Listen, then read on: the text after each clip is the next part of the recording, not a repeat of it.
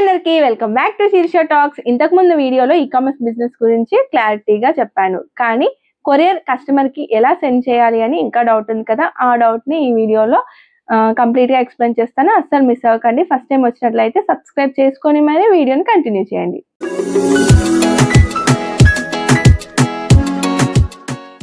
E commerce business అంటే ఏంటి, social media నుంచి ఆర్డర్స్ ఎలా వస్తాయి, ఎలా పంపాలి, ఇలాంటివన్నీ నేనైతే క్లారిటీగా చెప్పాను లాస్ట్ వీడియోస్ లో. కానీ కొరియర్ కస్టమర్ కి ఎలా పంపాలి అనేది ఇంకా క్లారిటీ కావాలి అని అడుగుతున్నారు.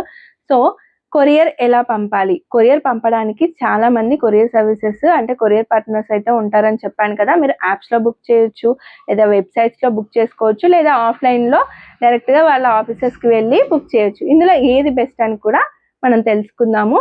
నాకు తెలిసి మీకు ఆఫ్లైన్ స్టోర్స్ కి వెళ్ళడానికి ఛాన్స్ లేదు అనుకునే వాళ్ళు డైరెక్ట్ గా యాప్స్ నుంచి కానీ వెబ్సైట్స్ నుంచి కానీ మీరు బుక్ చేసుకోండి. లేదు మీ నియర్ బై ఆఫీసెస్ ఉన్నాయి అంటే డైరెక్ట్ గా వాళ్ళ దగ్గరికి వెళ్ళి మీరు కొరియర్ ని సెండ్ చేయొచ్చు. కానీ చాలా మందికి ఏ కొరియర్ సర్వీస్ బెస్ట్ అని అడుగుతున్నారు. మీరు ప్రైవేట్ కొరియర్ సర్వీసెస్ అయినా పంపించవచ్చు, ఆర్ ఇండియన్ పోస్ట్ ఉంది కదా అందులో అయినా పంపించవచ్చు. కానీ రెండింటికి డిఫరెన్స్ ఏంటి అంటే ప్రైవేట్ కొరియర్ సర్వీసెస్ అయితే మీకు విత్ ఇన్ 4 to 5 days లోనే కస్టమర్ కి డెలివరీ అయిపోతుంది. దగ్గరలో ఉన్న ప్లేసెస్ కి అయితే ఇంకా 2 days 3 days పడుతుంది. అదే ఇండియన్ పోస్ట్ అయితే మినిమం 7 days అయితే పడుతుందండి. మీరు చేసే బిజినెస్ ని బట్టి ఉంటది. మీరు కస్టమైజ్డ్ ప్రోడక్ట్ పంపించారనుకోండి, ఏదైనా ఫంక్షన్స్ కి వాళ్ళకి అర్జెంట్ గా కావాలి అంటే మీరు కంప్లీట్ గా మీరు ప్రైవేట్ కొరియర్ సర్వీసెస్ యూజ్ చేయాలి.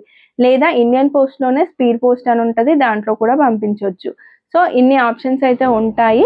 కొరియర్ సర్వీసెస్ ఏవేవి ఉంటాయి అంటే delivery, Ecom, Ekart, XpressBees, Shadowfax, Blue డాట్, డిటిడిసి, ఇండియన్ పోస్ట్, ఇలా చెప్పుకుంటూ పోతే చాలా ఉంటాయండి. ఇందులో జెన్యూన్ గా ఉన్నవి ఏంటి అంటే మీరు అంటే అన్ని జెన్యూనే, కానీ ఎక్కువగా యూజ్ చేసేది ఏంటి అంటే delivery, XpressBees, Shadowfax, DTDC, Ecom, ఇలా ఇండియన్ పోస్ట్, ఈ వీటిని మాత్రం ఎక్కువగా యూజ్ చేస్తారు. సో ఈ services me near by offline offices ఉంటే కనుక మీరు అక్కడికి వెళ్ళి డీటెయిల్స్ తెలుసుకోండి. లేదు అంటే మీరు యాప్స్ నుంచి మీ కొరియర్ ని బుక్ చేసుకోవచ్చు. కొరియర్ ని ఎలా బుక్ చేసుకోవాలి, మీరు కస్టమర్ నుంచి ఆర్డర్ తీసుకున్నప్పుడు అంటే అమౌంట్ పే చేయించుకున్నాక మీరు వాళ్ళ డీటెయిల్స్ తీసుకోవాలని చెప్పాను కదా.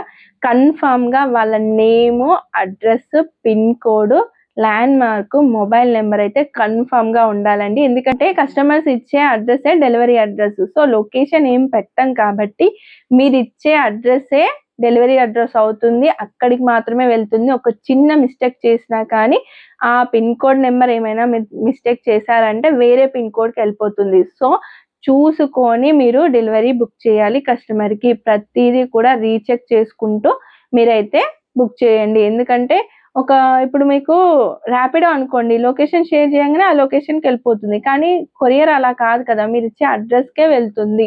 ఏ చిన్న మిస్టేక్ కూడా మీరు చెయ్యొద్దు. సో నేను అదే చెప్తున్నాను, మీరు అడ్రస్ ఇచ్చేటప్పుడు చాలా క్లారిటీగా ఉండండి. ఎందుకంటే చాలా మంది కస్టమర్స్ ఇచ్చిందని రీటైప్ చేస్తారు. అలా కాకుండా కాపీ పేస్ట్ చేయండి, మీకు ఎలాంటి ప్రాబ్లం ఉండదు.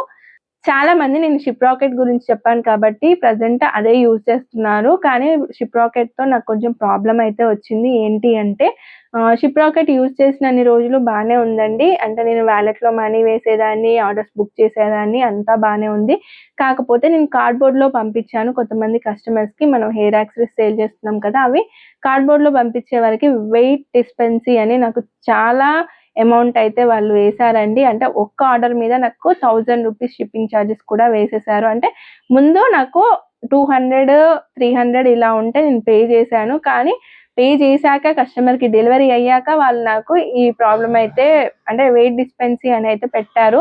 సో దానికి నేను చాలా అమౌంట్ అయితే పే చేయాల్సి వచ్చింది. ఆల్రెడీ నేను లైవ్ లో చెప్పాను, లైవ్ చూడని వాళ్ళ కోసం అని ఈ వీడియో మళ్ళీ చెప్తున్నాను వీడియోలో. సో మీరు షిప్ రాకెట్ ని యూజ్ చేయమని నేను కన్ఫర్మ్ గా చెప్పట్లేను. మీకు ఏది ఎక్కువగా బాగుంది అనేది మీరు చెక్ చేసుకోండి. అంటే మీరు డైరెక్ట్ గా వాళ్ళ ఆఫీసెస్ కి వెళ్తారా, లేదా యాప్స్ లో చూస్తారా, అంటే ఇంత వెయిట్ కి మేము ఇంత చార్జ్ చేస్తాము అని వాళ్ళు ముందే చెప్పేస్తారు కదా. ఇప్పుడు యాప్స్ లో అయితే డైరెక్ట్ గా అక్కడ కనిపించేస్తుంది. ఆఫ్లైన్ స్టోర్ కి వెళ్తే వాళ్ళు చెప్పేస్తారు. మీకు ఎక్కువగా క్లారిటీ కావాలి అంటే డైరెక్ట్ అయినా ఒక కొరియర్ పార్ట్నర్ ఆఫీస్ మీ దగ్గరలో ఉంటే మీరు డైరెక్ట్ గా వెళ్ళండి. తెలుసుకోండి. ఎంత వెయిట్‌కి ఎంత షిప్పింగ్ ఛార్జెస్ ఉంటుంది. మేము కస్టమర్స్‌కి ఎలా చెప్పుకోవాలి. ఇలా అన్నీ వాళ్ళని డీటెయిల్‌గా అడిగితే మీకు తెలుస్తది. మీకు శారీస్ బిజినెస్ చేయాలన్నా, జ్యువెల్లరీ బిజినెస్ చేయాలి అన్నా షిప్పింగ్ ఛార్జెస్ ఎంతో తెలిసుండాలి. అలా తెలిసుంటేనే మీరు ముందే కస్టమర్స్‌కి చెప్పేలా ఉంటది గదా!